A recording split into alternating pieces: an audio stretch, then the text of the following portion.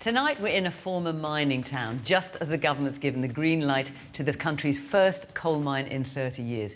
What does that say about the government's green credentials? Tonight we are in Bishop Auckland in County Durham. In 2019, this place elected its first ever Conservative MP after decades of Labour dominance. Also tonight, will the millions going on strike paralyse the country? And have you been watching Harry and Meghan on TV today? Welcome to Question Time.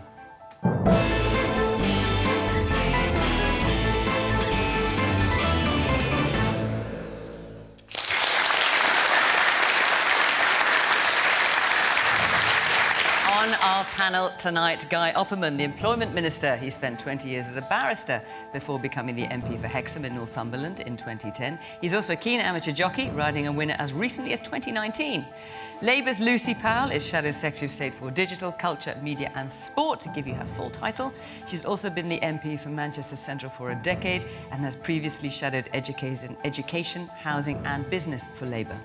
Stewart Hosie is a former deputy leader of the Scottish National Party and one of the 44-strong SNP MPs, the third biggest party in the Commons. He's also the party's Westminster campaign coordinator for Scottish independence. Isabel Oakeshott is a scoop getter and feather ruffler. Well, that's what she calls herself on Twitter. Currently Talk TV's international editor. She's also written several books. Her most recent was written with Matt Hancock, his Pandemic Diaries. And the award-winning fashion designer and businessman Patrick Grant is no stranger to the lights of a TV studio. He's one of the judges on the Great British Sewing Bee and has built a large business empire in fashion and textiles.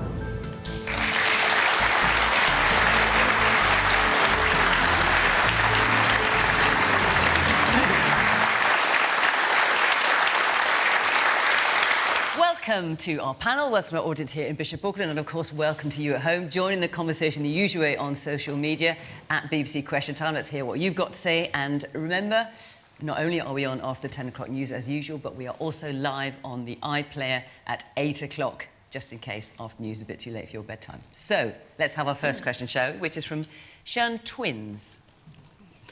The nurses, pandemics, postal workers, train drivers, lecturers and many more are on strike.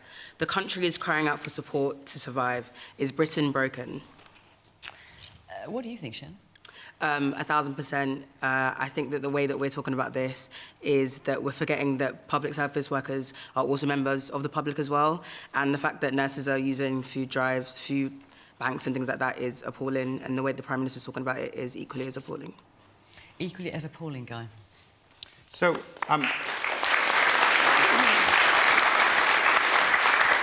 clearly, we support all public workers. We are very much of the case that we need to try and resolve the strikes that are going on.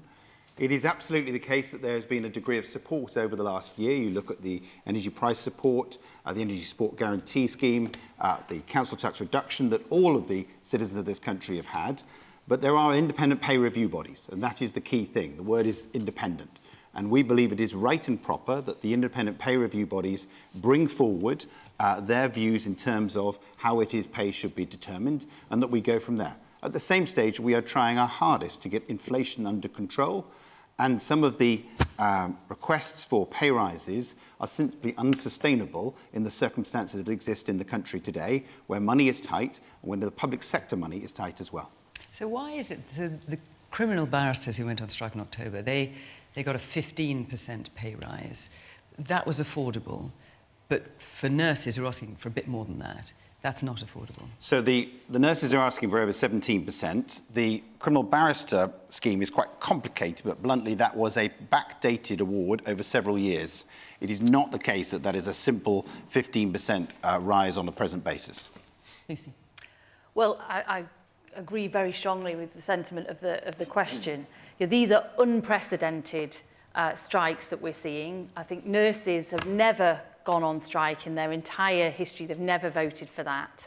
It wasn't that long ago we were all clapping and celebrating our public sector workers for doing all the jobs that we needed them to carry on doing during the COVID pandemic. And the government needs to get round the table and have some proper negotiations. Obviously, you can't just meet demands on this television show or whatever and for the particular... Wes Streeting, who's the Shadow Health Secretary, said that 19% for nurses is just too much. It probably is unaffordable. It's probably unaffordable, but get round the table, because this is completely unprecedented, and it's happening under this Conservative government's watch. And it's not just a short-term thing. It's not just because we've seen inflation spiking just in the last few months, and obviously the disastrous governing of the economy that the government have done recently. This is because we've had 12 years now, 10 years of public sector pay restraint, pay freezes, 1% pay rises. It means that for most of our public sector workers, they are 4% real terms worse off now than they were 10 years ago. This was supposed to be the time that they were getting some payback, and now they're finding themselves with this inflationary pressure much worse off. And it's a false economy. That's the other point, because I know nurses, my husband's an A&E doctor. I know that many nurses now are either opting out of the profession altogether, or they're choosing to become agency workers and bank workers, where they can get often double their salary. That's costing the NHS £7 billion a year to pay for agency workers. I know Labour doesn't want to commit to an absolute figure now, but are you saying that Labour would offer nurses more than the government is currently offering? Well, the government aren't really offering very much. They're not even having a conversation with nurses. In terms of the pay review body, they're going along with that. Would you offer more than that? Well, you've got to get round the table. This is completely unprecedented. Have a proper negotiation. The pay rise would be £1,400.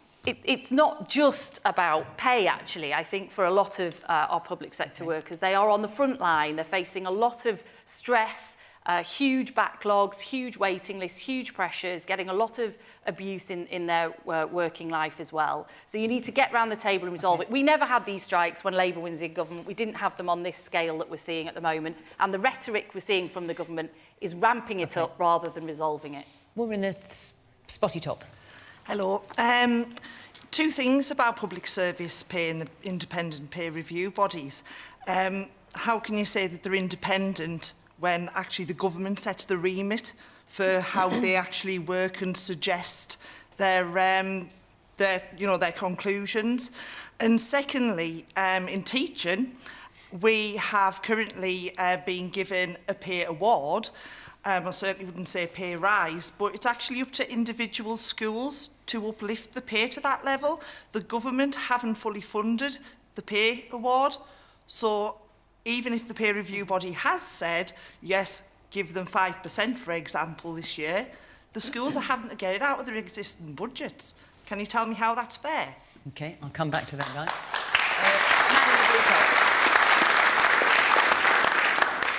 Guy.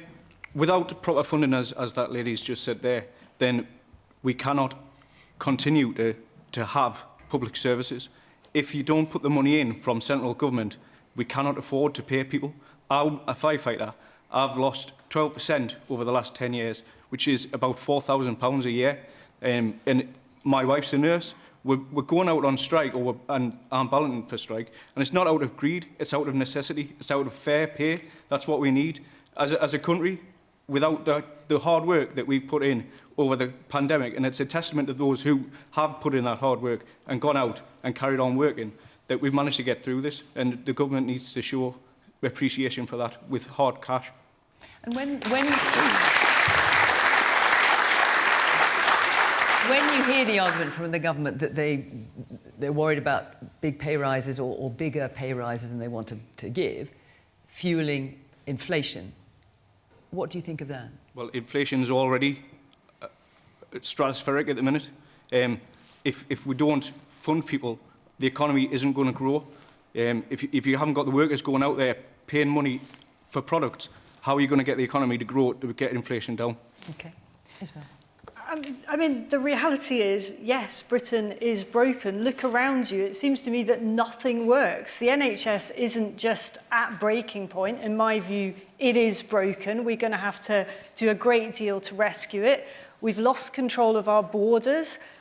You look around and, you know, the trains aren't working. There's a postal strike. You talked about firefighters. It just seems that the country is in a complete state of disarray. And this at a time when the government is taking taxes at a rate of 70-year historic high.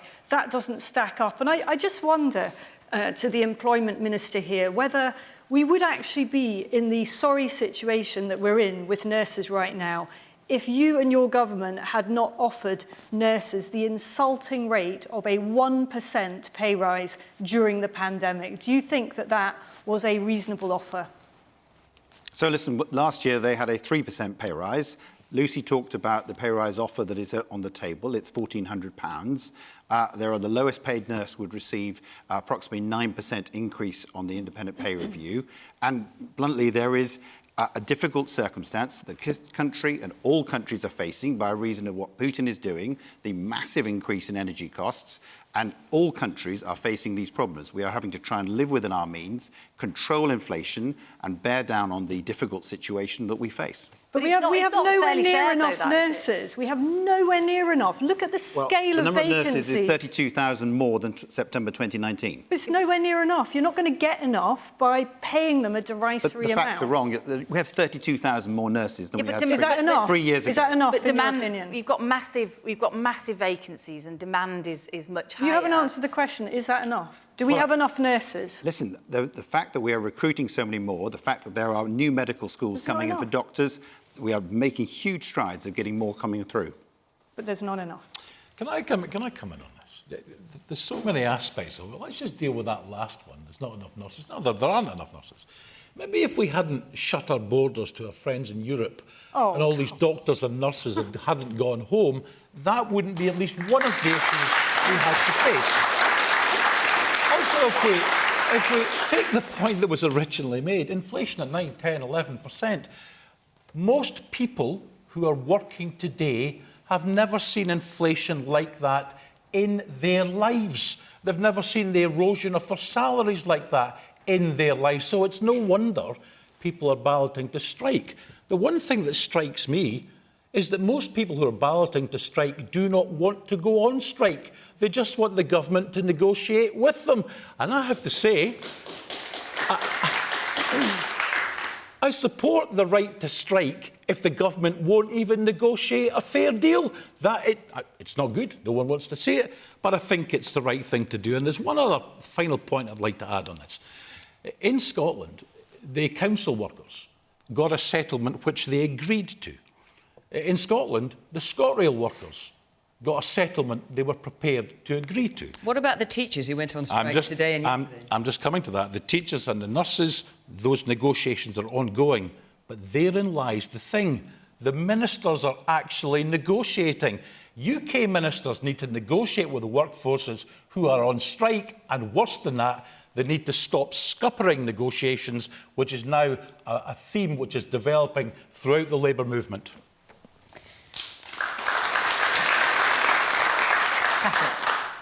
Well, I think the question was: is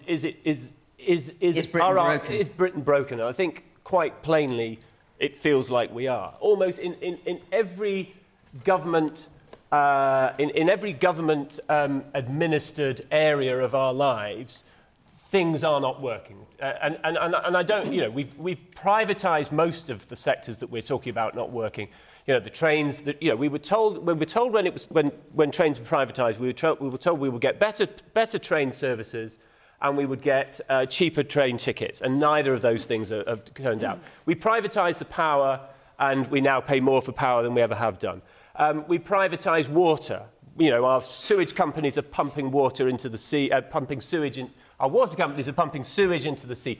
Our ambulance workers are about to go on strike, but our ambulances can't even deliver patients to hospitals because hospitals can't get people out of hospital because there's no social care. My mum spent 10 hours in the back of an ambulance outside Wishaw Hospital with a spine infection that kept her in hospital for 3 weeks about 4 months ago because the ambulances couldn't unload her into the hospital because the whole pipeline of healthcare and social care is completely and utterly jammed and broken. The police service is at breaking point. There are no police officers to deal with the social problems that the care system should be there to deal with. Absolutely every part of what we as individuals expect to be provided for us by the government is broken. And I don't accept the argument that power is all the fault of Putin. Of course, we are suffering from that. But we have failed. Like, the wind blows across this windy old country every single day. For the last 15 years, we could have been building windmills. We could have been, we are totally, we have an energy policy that does not protect us from shocks outside of our system. We've let go control of so many things that ought to be in our control. And I agree entirely with you. It does feel like it's at breaking point. And I have every sympathy with strikers. A decade of austerity has absolutely crippled the income of so many people, and now we've got rising costs. It's an absolute double whammy. I have every sympathy for the strikers. Lots of hands up. Let's hear from some of you. All there in the blue and the colourful top. I'm a district nursing sister. I don't want to strike, but I cannot recruit Band 5 nurses into post. There is 1 in 8 empty nursing posts out there. What does the government expect us to do? The NHS is run on goodwill and has been for many years, but that goodwill has run out now because we can't deliver the care that we want to deliver to our patients, and we're struggling to keep up a decent standard of living for our families. We don't want to strike. We want fair pay, fair conditions and better services for patients. OK, I'll come back to you guys. We'll move further down here in the back. Yeah, hi. I'm a HR manager. My daughter works in HR for the NHS in recruitment. And I can tell you now, she deals with hundreds of vacancies. There is no administrational staff at that level. You've got people starting out in their careers as administrators, and they're dealing with thousands of vacancies with no experience. You haven't got leaders in HR within the NHS, people that are capable, professionals that know what to do to fill vacancies, cut down on time to fill vacancies. So hence the fact, in the one trust local, 3 hospitals together, thousands of vacancies with very, very few administrational staff. Okay. The man at the back with the grey sweater, yes. The NHS workers, I think they were a formidable job. My sister-in-law, she started a shift the other night, and when she started, she had 75 children on her ward. That was when she started. And some of them she couldn't get round. She comes back home broken. And I think it's an utter disgrace that the government's allowed the NHS to get into such a state that people do far more for you, like to mankind, and they're just tossed out, which also brings us back. A lot of these NHS workers as well, a lot of them from where I live are farmers' wives, which brings us on to another little bit of a topic, as of the farmers themselves are struggling at the moment. Right. And NHS workers, the nurses and things, they're going home and they're seeing the husbands in bits, because at the moment the farming crisis is getting out of hand. We are facing an uncertain future. Are we going to end up in the same crisis as the NHS? Okay. Because we've got the NHS that look after you, and we've got the farmers such as us that feed you. And if something's not done in the next couple of years, there is going to be a major crisis in this country. And I would like to ask the panel, now, do you support British agriculture? OK, I'm going to stick with strikes for the moment, forgive me, but I realise this is something that farmers feel very strongly about, and I hear what you say. Can I just ask, it's very clear that the wave of sympathy we're getting for strikers and the real pain we're hearing from people who are affected by it and in those industries. Can I ask, is there anyone here in the audience who opposes the strikes? Yes, let's hear from a couple of you. Yes, the man there in the maroon sweater. I feel like it's a bit of a contradiction to say that Britain's broken and yet we also support strike action. We would love to give public sector workers more money, but the reality is the private sector is not seeing any more money. And the fact of the matter is there is no money. There's no money to give. So if we open the floodgates for negotiations with all these different unions, then I'd like to know where the money's coming from. And just beyond that, it's looking increasingly likely that Labour might win the next election. So I'd like to know where they think or how they think they're going to fund all these extra pay increases, when the reality is the economy's in such a mess, the money's not there to just pay these people what they want. OK, man in the pale grey sweater here. Well, just to reiterate what he said, we live in unprecedented times with COVID and, the debt that has burdened us with, as well as what's happening in Russia and Ukraine. And if we are to recruit all these extra nurses, police officers, etc., etc., etc., and give all these public sector workers whatever they want, how would Labour fund that? OK, I'm going to come back to Lucy on that. And the man there in the middle with the grey jacket and the dark sweater, yes, you. Is the difficulty not further compounded following the decision to increase pensioner rates and benefit rates by 10% from April? So you're talking about maintaining the triple lock? Yeah, that must make hard-working people feel very frustrated. You know, I think rail workers have been offered an 8% deal over 2 years. Pensioners and benefits recipients, 10.1% from April. There's more of an incentive not to work than work. OK. Listen, let's come back to some of the questions that you've put directly to Guy and to Lucy. So, Guy, I mean, we heard from the teacher there, talking about how independent are these independent pay bodies really when the governments can set the parameters, and also about individual school pay settlements. And then, of course, we heard from you're a nurse, you said, didn't you? From the nurse there, and how difficult it is to recruit people. So there's a lot to answer there. Let's start with the basics on NHS funding. NHS funding is dramatically up from 123 billion up to 162 In fairness, billion. Guy, that's not what you're being asked. What you're being asked is about five different questions. No, you're being asked two very specific things, which is one, you were making the point that there just aren't enough nurses and you can't recruit nurses, and the point you're making is about independent pay bodies for schools. Right, on the nurses point, nurses are up 32,000, and obviously since 2019.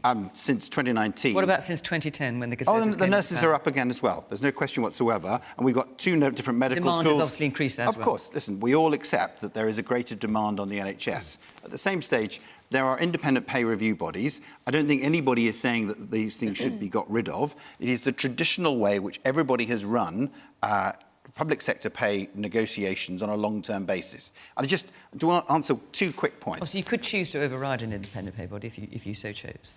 That's a matter, obviously, for prime ministers and things like that. But my personal view is, if you have an independent pay review body, you've got to stick to what the independent pay review body does. You do set the parameters of that. Well, the government sets very tight parameters of that. So to say that it's entirely without no, it has to parameters be. It has to be something that is an independent pay review body within parameters that you set. That obviously government has a non-executive role in all these things, but bluntly, you have to look as to how we live within our means.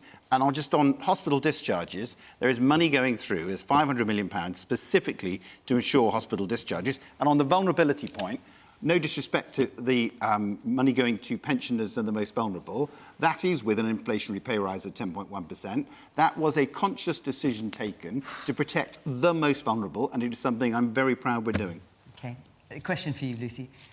As we heard from the two men there, how would Labour afford to pay for pay rises? Well, look, the economy is in a mess. I mean, there's no two ways about that. And it's not just because of external factors. We've had very low growth. We've had stagnant wages and over a long period of time, and we've had austerity that has further exacerbated all of that. So you've got to get growth in the economy in order to pay for our public services, and we've got a plan for growth. As business leaders are now saying, Labour's the only party with a real plan for growth. But as it takes time. But a couple of things to say. As I was saying earlier, there is a false economy to these things, because if you have huge chronic job shortages in our frontline services, which we have at the moment, as has been testified by many of the people here this evening, then you end up paying a lot more in agency staff and for bank staff, and you pay a lot more for the cost of that with what we've seen today, the highest waiting times, longest waiting lists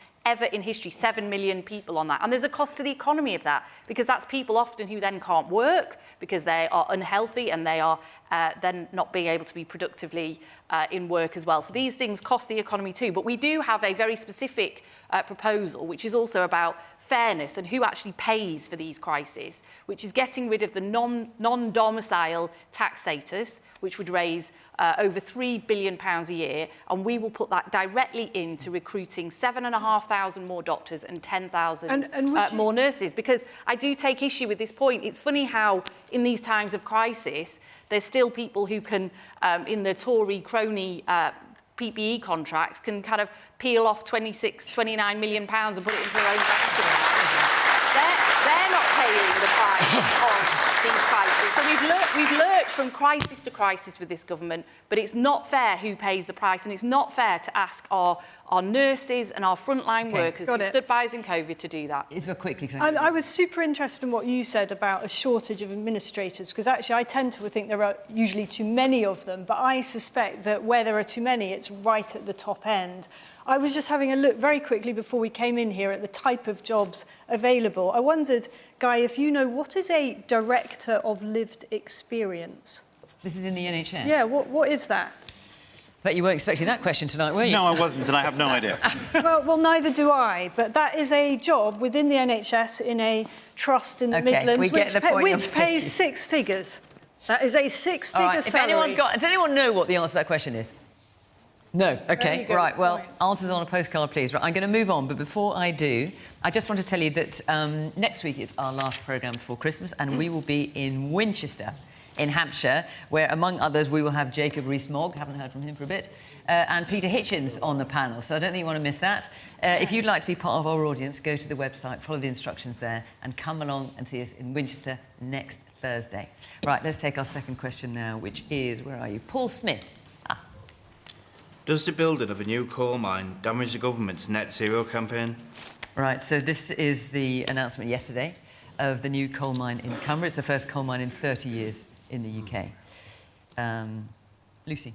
Well, it does obviously clearly damage the government's leadership role that it needs to play in taking this country towards a kind of net zero future, but also the leadership role it plays in the world. But what I first of all want to say is that I think, you know, communities like we're in today in Bishop Auckland, communities in Cumbria and elsewhere that once powered our country, once built our country, that have seen decades of decline and neglect, where they haven't seen the good jobs coming in that they used to have, and that's had an effect on the high street and on the local economy and on the status of the whole community. I understand deeply that desire to get some good, decent jobs in the community, but I don't think that reopening a coal mine, for which there is now a really diminishing market for this kind of coal. UK Steel said they won't buy it anyway, they can't use it. It's going to be a very short market window that we see. What we really need is to see the good green jobs of the future coming into Cumbria and places like Bishop Auckland, because we've got real opportunity for this country to lead the world in some of these green jobs of the future, in offshore wind, which is now far cheaper anyway than fossil fuels in terms of energy supply and our energy security, green hydrogen, nuclear as well, that once powered Cumbria too. We've got a real opportunity to seize and lead the world in these technologies and these jobs and skills of the future, but we're not investing in them in the way that we should. So Cumbria deserves that prosperous future of once having powered the UK, to power the UK again, but this coalfield is not the solution to that problem, and I'm afraid I think they've been sold a bit of a yarn on that. OK.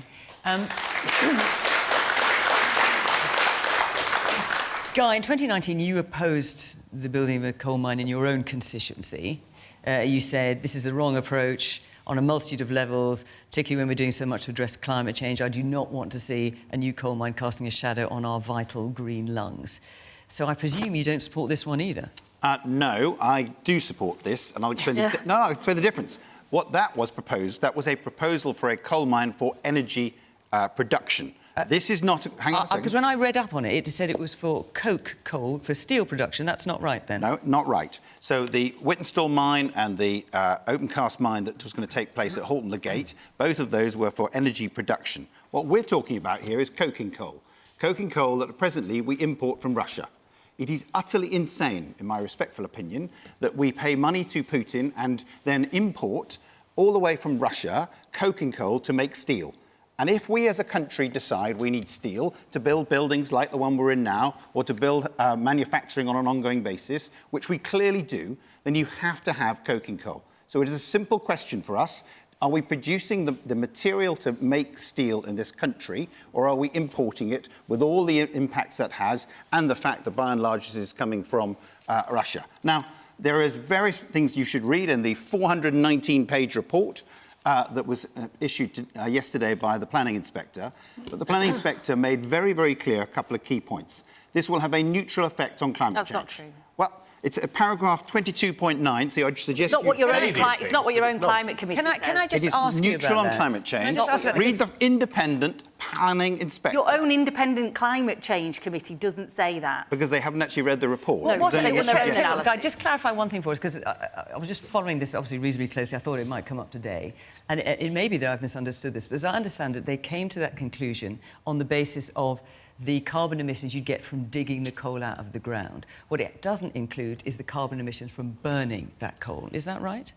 So, you're asking something about a 419-page report. Bluntly... Well, it's just because you quoted it, so I assume you're all over it. No, so I have tried to read it all on my way here tonight. So, bluntly, they are making the assertion, the independent planning inspector, that this is something that is carbon neutral, that it does not impact on climate change when you look at all the amelioration measures that they're taking on the site. And it's equivalent to 2 million cars on the road. No, it is not. Yes, it is. And that's the Independent Climate Change Committee, your Independent Climate Change Committee, that have said that. You're also wrong about steel, because steel is all around the world, especially in Europe, are switching to electric furnaces themselves, to green steel. All the steel we want in that way. And we should be at the forefront of that. UK Steel and Tata have said they won't use this coking coal. It's the wrong kind of coking coal for British steel. We will be using this type of steel on an ongoing basis for the next 25 years. We don't need to. We don't need to. Well, Lucy, I mean, at the moment, we are importing millions of tonnes of coal. That is a reality. I actually agree with you on this one. I mean, I care about climate change. I want to protect the environment, but it's not green to be shipping a load of coal over from Russia, from Australia. I mean, last year, 300,000 tonnes of coal we actually brought over from Australia. How does that make sense? Because we can produce it here? We should be investing in switching steel to green. But we and can't then we do can lead that. the world in that as well. We can't do that overnight. You're all talking at the same time. Let Isabel finish. We can't do that overnight. And Isabel, the fact that 85% of this coal is going to be exported, presumably also on ships, does that... Well, I didn't know that, but that's interesting. Well, but that's equally, the other point I would like to make is that the government this week was busy boasting about its incredible deal with America to import a load of shale gas. I mean, why don't we use our own shale gas rather than bringing it over here, exporting all the jobs to America? That's not moral. And nor is it green. It's just stupid. Stewart, I'm going to come to you in a minute. I can see you're chomping the bit. I just want to hear from the audience just a minute, so forgive me. Right, lots of hands up. Where shall I start? Yes, woman at the back with the glasses. A former director of British Steel has actually said that this mine isn't needed. He actually said that hydrogen should be being produced and that the blast furnaces should be electric ones. It just seems madness. Yes, just to quote him, he said, even if this mine opened tomorrow, it would not displace a single tonne of Russian coking coal from the UK. I can say that with confidence. That's what... This is Chris MacDonald. Yeah, no. Yes, the man here in the blue T-shirt. Talking about electric furnaces for creating for steel. Where do you think the electricity comes from? The coal-fired power stations. So, you know... There you go. Yeah, well, we reduced, so coal-fired, so we used to, literally 10 years ago, 2012, 40% of our energy production was by coal. We're now down to pretty much 1%. So we have changed dramatically away from a coal-fired energy-producing country into a much more renewable, much more nuclear, much more traditional gas approach. So we're not utilising coal in energy production, and that stops in 2024, totally. The man in the white shirt and the grey jacket. Yeah, if coal mines are CO2 neutral, why are we telling the rest of the world to stop using them? Exactly. There's going to be a lot of questions coming your way in a minute, I suspect, Guy, and we'll store that one up. Well, yes, the guy there in the blue shirt and white, blue sweater and white shirt. I'm glad that nuclear power was mentioned. That it seems to be one of the safest and cheapest and actually cleanest ways to produce power. Yet there seems to have been an unwillingness on all sides of politics to actually invest not just in things like that, but make sort of those long-term investments that seem to be, at least to me, the reason that politics is broken. Man at the very back. Is the coal mine not just another way to give VIP lane customers a load of money? Right, OK, we'll go and get that answered as well. But let me bring in... so, Stewart, you want to... Yeah, look, I'm really trying to feel sympathy for Guy here. If the government had said they're committed to their net zero targets, if they'd explained that during the transition to net zero there'd still be a requirement for coal, if they'd said that every single tonne of this coal would be turned into coking coal and used to create steel, they might just have had a case. But the point that 85% of this is to be exported just blows a complete hole through this entire charade. I think the point Patrick made earlier is that we must move more quickly, not just to solve this problem, but more quickly to renewables to help us solve the environmental problem. And that's really at the heart of that. And this is where we should be, and I think the things we should be talking about. It's not just green energy to power homes. It's not just green energy to power businesses. It's actually green energy to provide the energy security we need so that we're no longer importing coking coal or indeed anything else from Russia. Patrick.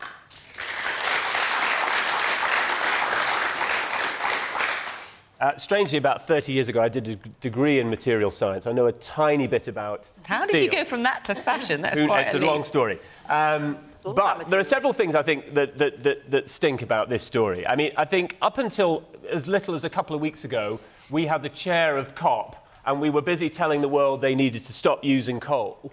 I mean, we were in Glasgow, which is probably, you can probably see Cumbria from Glasgow, and you know, we're up there telling the rest of the world to stop using coal, to stop burning coal, to stop digging coal, and yet, you know, 150 miles down the road, we're quietly squirreling away making plans to do our own new coal mine. I mean, it's just, the hypocrisy of it is ridiculous. We are supposed to be a leader in this field, yet we are clearly at the very, very back of the queue in actually advancing a green agenda.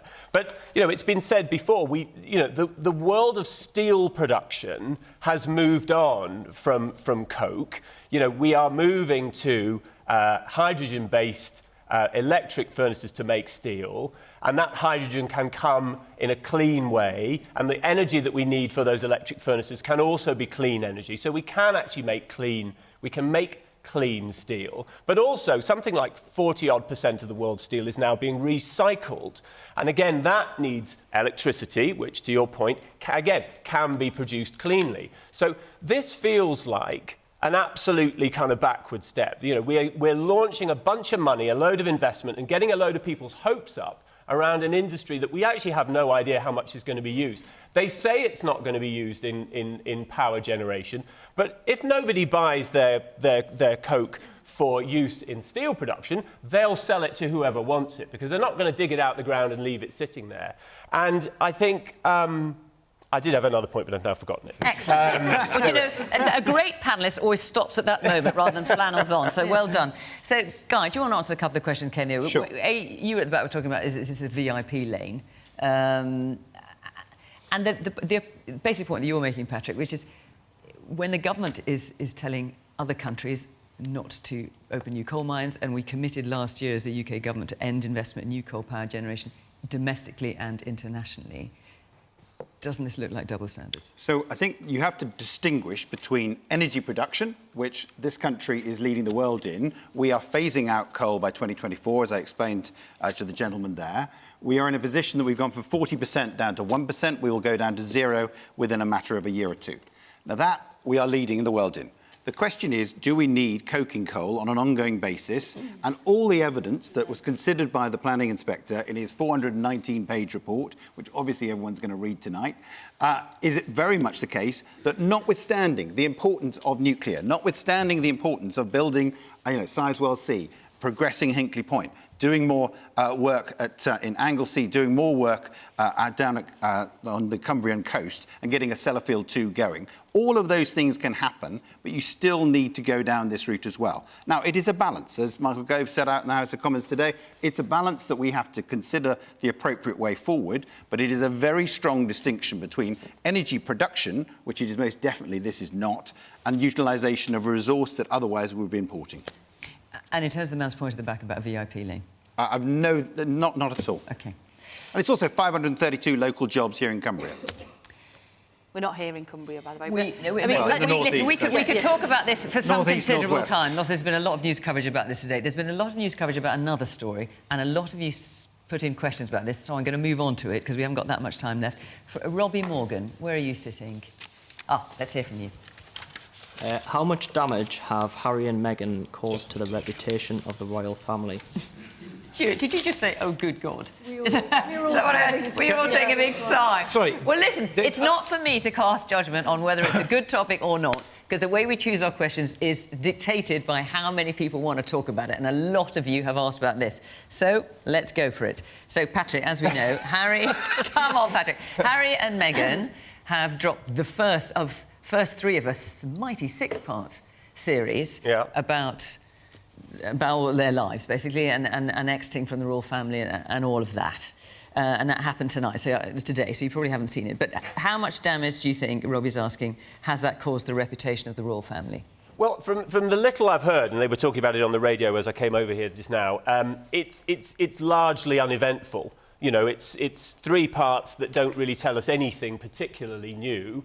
I personally think it will make so little difference to the royal family that, unless something incredibly shocking appears in the episodes to come, I don't really mind. I'm very happy for Harry to go on and live his life wherever he chooses to live it, with whomever he chooses to live it, and do it in whatever way he sees fit. I think he's a grown-up, he can do whatever he likes. So do you think the question is it damaged the royal family? I mean, some of the things he's been saying is that, I mean, a lot of it, to be honest, is about media intrusion.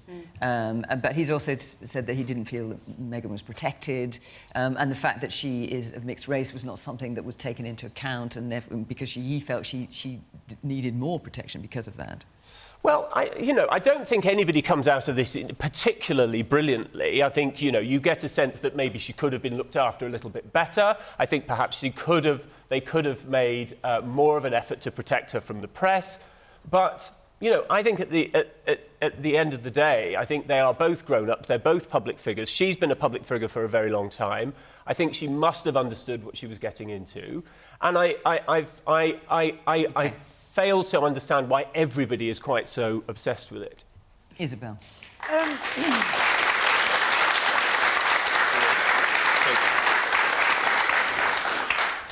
I don't think it's just the Netflix documentary that has done the damage. It's a much broader, ongoing, relentless campaign by the pair of them to bring the monarchy into disrepute, all the while complaining about intrusion into their privacy while sharing ever more stuff about their lives with us. I think they are self-seeking, they are self-indulgent, and they are thoroughly unpatriotic, and I just wonder how hurt the Queen would have been if she had had to go through this still, day after day, more and more, Harry and Meghan. Why can't they, if they're going to disappear to America, why don't they just go away and keep their heads down over there, and they'll soon find there's much less media intrusion. Come here in the red sweater. I just thought they moved to America because they didn't want any more publicity and they wanted a quiet life. And then to hear they had 88 million from Netflix. Well, in fairness, we don't know how much they got. Well, it'd be a lot of money. I mean, how much of that's going to go to charity? Probably not much. But we don't know that either. No.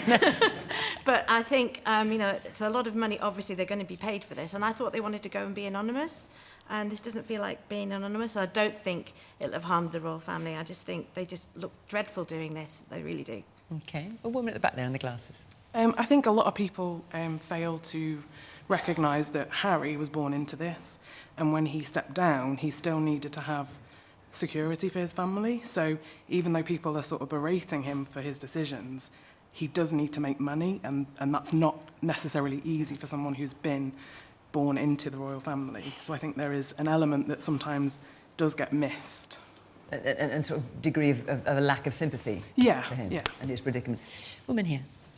What I've never understood is when Meghan had the interview with Oprah Winfrey, she complained about feeling suicidal while she was in England when she was first married and while she was pregnant, and that she asked for help and she never got it. And yet Harry and William and Kate all really went for this mental health prior to that, and boosting the mental health image and how much people needed it and how much support they needed. So it doesn't make sense to me that if she'd asked for help, that she wouldn't have got it. Well, she says she didn't. I mean, that's all we know. Stewart. Come on. Come on, put it on the line, Stewart. What do you think? Does the expose by Harry and Meghan, will that damage the royal family? No, it won't. I think the royal family have had to deal with far more serious and real problems than this. And I was interested, though, that you said, Isabel, there's a relentless campaign against the monarchy. I don't think there is. And it's, of course, it's not just the programme. I mean, you can take the question more widely. I don't think there is. What about last week and the whole issue of racism that came up again? I Well, mean, that was pretty unhelpful. And in accepting the... Well, let's... But that was nothing to do with Harry and Meghan. Well, yes, but we're talking about the campaign against the monarchy. On the issue of racism, and Harry and Meghan last night, whenever it was, earlier this week, accepted that award for combating racism. It was quite obvious that that was going to be interpreted as a slight on the royal family, Well, listen, given the background. I think if people are going to interpret someone receiving an award and engage in this kind of Kremlinology, we end up... I don't think it is. We end up talking about all sorts of very strange things. I think the thing that really struck me most was, people have said, they offered up access, they let the media into their lives. That was controlled access. That's rather different to be chased down the street or through a road tunnel by the paparazzi. I understand, I think, why they're so anxious about the way they've been treated. The monarchy, this will come and go. I hope these people can just live a happy life. I really do. A happy, safe and secure life. But all of this beasting of them, they're out to destroy the monarchy. What utter drivel. OK, let's take a couple of quick looks. The guy with in the fleece. The guy in the fleece, the coloured fleece. Yes. I agree with what Patrick was saying there. I fail to see how this drama is relevant to the British people. How it affects me or anybody at all in this country. It just seems like petty drama that we're focusing on way too much. OK, and the man there in sort of check shirt in the back, black one. I think my question is, has the UK government not done more damage with the scandals that it's had to the royal family itself, rather than Meghan and Harry? Oh, right. Well, I didn't see that coming. OK, well, I was going to come to you so you can answer both those things then, Guy. So, I think they are clearly a very troubled couple, and which I think anybody looking at them can say is a sad state of affairs. That having been said, I agree that they are utterly irrelevant to this country and the progress that this country and the royal family that we all, I believe, support.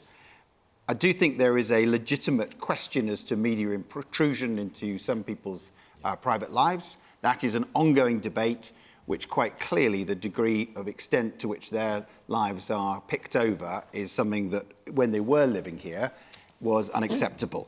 I don't think it has a fundamental impact on the royal family. I certainly won't be watching it. I would urge everyone to boycott Netflix and make sure that we actually focus on the things that matter, many of which we've been talking about tonight. And the man's point about scandals in the government? Listen, the royal family is bigger than all of us. Lucy? Yeah, I mean, it's hard to get too excited about this particular story. I mean, you call it a drama, and it's coming sort of hot off the heels of the latest series of The Crown, which I actually really enjoy because I think it's a good sort of dramatisation of British history over the last century. But I think, like other people have said, this is quite a sad story, I think, really, of people in public life who've been unable to sort of cope with that because of the intrusion and all that comes with that. And it's a sort of sad story of a family breakup that's happening in public view. I don't think it's kind of damaging the royal family particularly. I think there's very, very strong support for the royal family in this country. I think they, on the whole, do a really good job for this country in projecting Britain around the world and getting investment into this country and showing us for who we are. And actually, I think what's the saddest about it is that Harry and Meghan as a couple could have been a really big part of that royal family of the future. All right, we've got about 9 minutes left. I'm going to take one more question from Natasha Wilkes, please. Should the House of Lords be abolished? Right. Well, Lucy, we know what you think, because this is obviously something that Labour's proposing, so I'll come to you in a moment. Isabel, let's kick off with you. I think that the upper house does have a role to play, but not as it is currently. I mean, Should we just explain, just in case, and forgive me if you're completely across this already, but just in case people aren't 100% sure what the House of Lords actually does. It scrutinises, it has debates, obviously, as you know, it scrutinises and suggests amendments to bills that are going through the House of Commons, but what it doesn't do is, what it cannot do is act against the will of the House of Commons. So it's a kind of advisory body, if you like. Yeah, so it should be about bringing expertise, people that are outstanding in their fields, bringing in their special knowledge and their scrutiny of legislation to make it better. What it should not be about is paying very large sums of money to political parties in order to effectively buy membership of the House of Lords, and then going on to use that membership of the House of Lords to commercialise, to pursue your own interests and feather your own nest. And I'm sorry to say that Michelle Mone, the erstwhile Conservative peer, is a classic example of everything that is wrong with the House of Lords. This is somebody who has made, on average, one contribution a year. Once a year she has contributed to debates in the House of Lords. She's not spoken since March 2020, and yet she saw fit to use her position in order to further feather her nest, gaining millions of pounds at a time when this country was facing a big public health crisis. If ever there was a symbol... Obviously, I need to say, Isabel, that that's an allegation which she denies. I think quite a lot well, of listen, it... let me say this, because, you know, Baroness, she has consistently... I have to say this. Yeah. She has consistently denied any role or function in the company that you're referring to, which is PPE MedPro. So I have seen some of the correspondence because I worked with Matt Hancock on his book. I have seen some of the correspondence that she sent to the Health Secretary, and I found it pretty disturbing, I have to say. And I think she was right to take a step back. But look, this isn't about her. It is about the bigger picture. And I would welcome the reform of the House of Lords.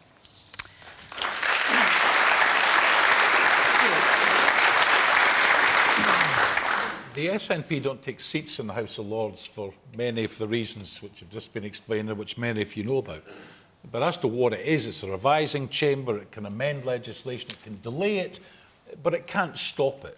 The real question is, do you even need a second chamber to do that, or can you do that within a monocameral single chamber approach? And our view is, do away with the second chamber with the cost, remove the unelected, remove the patronage, and introduce into the House of Commons a significant minority blocking clause that would force a subsequent reading of a bill, which in essence is the only thing the House of Lords can do. Get rid of the pomp, get rid of the ceremony, get rid of the patronage, make sure the whole thing is democratic. I think the public would see absolutely no difference to the way legislation proceeded or didn't and through the Houses of Parliament. So, Lucy, this is something that Labour is proposing. I mean, one of the criticisms of it has been, how much does this matter to people, given everything else that's going on? Well, the first thing I want to say is I didn't think I'd come here this evening and say I completely agree with Isabel and what she just said. So there's a new alliance I wasn't planning on this evening. But look, this is part of a bigger plan we've got for redistributing kind of power around this country, about how our country works and in whose interest it works and who it works for and who has a say in how our country works. So I think we're the first party in a long time that wants to win power in order to give power away to all different parts of the country, to local government, to the regions, to our metro mayors, to Scotland, Wales and the devolved administrations as well. And reforming the House of Lords, which is a revising chamber, that's what it does. It's there to make legislation better. And I think it does a pretty good job at that, given its constraints, notwithstanding that there are people in there for the wrong reasons, but there are many good people in there at the moment. It is a revising chamber, but it needs fundamental reform so that it can be elected and it can represent all parts of the country and people have a say over how it's operating. I'm going to come round to you, but you need to be quiet because you haven't got much time left. Yes, the woman here in the front in the black sweater. Thank you. I think what's been really interesting this evening is we started with is Britain broken? We've talked about opening coal mines in Cumbria. Total lack of vision for the north of England. and we're talking about the House of Lords and whether we should reform it, actually I'm completely with Stewart here. You know, we need to be thinking more radical than that. And as for the monarchy representing all of us and showing the best of Britain, again, not relatable. We need to be thinking about the future, we need to be thinking about a vision for this country, and as somebody from the North East, a vision for the North East as well. But coal mines, monarchy and the House of Lords are not part of it. OK. Women here in the front, I wonder what the panel thinks about, obviously the House of Lords does do a role in scrutiny, and very well, I would say, and doesn't actually hold that much power. How much does the panel think is significant in all of the pomp? How much do you think it's significant that it's quite an integral part of the history of Britain and how we see ourselves? OK, Guy. So, a lot to unpick there. So, I think... We've got 3 minutes left on the programme. OK. You do need a revising chamber. It does need reform. We are already devolving huge amounts of power. So you'll have a Teesside mayor, a Manchester mayor. You've got the LA7, the local authorities coming together here in the North East. That is already happening. I wouldn't have turned to Gordon Brown as the solution for anything, personally. The man who sold the goal and wrecked the economy in 2008 was not my solution. There is a work to be done. After Liz Truss and Kwasi Kwarteng. Oh, Gordon Brown's much worse for Jeremy Corbyn. Wow. The question is, should the House of Lords be abolished? No, it should not be abolished. You need to reform it and improve it. Patrick. I think there's always a role for a kind of wise old head to scrutinise and just kind of put the brakes on and just a little bit of check and balance on these things. So I think there is a role for it. I personally would be looking also to review the way the House of Commons is elected. I think it is currently not possible to vote for a party that really represents you. We've got a party on the right that really should be 3 parties. We've got a party on the left that should probably be at least 2 parties. We can't vote for what we want for. So I'd be looking at reforming the House of Commons as well as reforming the House of Lords. One there in the white top. Yes. In response to what Guy said, in terms of reforming it, do you agree that maybe the House of Lords should become democratically elected, as we see the House and the Senate, for example, or maybe abolish the hereditary peers that are currently in the House of Lords? OK, let's hear from the guy here in the black top. If the House of Lords became an elected house, how would you ensure that the government still has long-term thinking within, like, the government as a whole? OK. Does it have long-term thinking right now, the government? All right. I would say it's very short-term. I think one of the challenges we have with our governmental system is the short electoral cycles and the short-term thinking. And I think the idea would be that the revising second chamber, the term is a lot longer, so that you have that sort of over a longer term. Oh, in terms of revising the House of Lords, what about having it entirely democratically elected? Is that something you would I consider? don't think elections to the House of Lords is the way ahead. I really don't, because you will end up with more professional politicians. You will lose the benefit of the House of Lords, which is you have everything from neurologists to scientists to specialists who actually contribute, Prime Ministers, who contribute hugely to the House of Lords and to the debates lots of as well. Tory donors and cronies, yeah. I have to say, I'm afraid to say that we are out of time. We had one last question, which we were going to squeeze in, so Margaret, given we haven't, which was, could this be England's year at the World Cup? Just a show of hands, because it's the quarterfinals on Saturday. Is this England's year? Yes. Come on. Typically, the one year that we're not that happy about where it's being hosted. It's typical, isn't it? Anyway, right, OK. So, on that note, our hour is up. Thank you very much to the panel. Thank you very much to our audience here in Bishop Auckland for coming along. Very good to see you. Don't forget, next week we are in Winchester, and we will have Jacob Rees-Mogg and Peter Hitchens on the panel, amongst others. So make sure you tune in to watch. But for tonight, from Bishop Auckland, from all of us here, bye-bye.